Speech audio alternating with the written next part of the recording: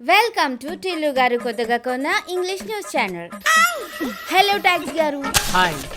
మిగులు బడ్జెట్తో ఉన్న తెలంగాణ రాష్ట్రాన్ని మీ చేతిలో పెడితే ఈ 10 ఏళ్లలో మీరు ఎన్ని లక్షల కోట్లు అప్పు చేశారు? మొత్తం కలిపితే కేవలం 3,17,015 కోట్లు మాత్రమే.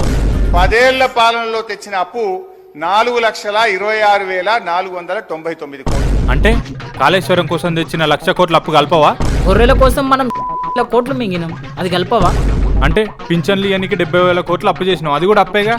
అధికారంలో ఉన్నప్పుడు బొచ్చడు ఫారెన్ ట్రిప్లు వేసినాం, ఆ పైసలన్నీ ఏంటి? అప్పే కదా, అవి కలపవా?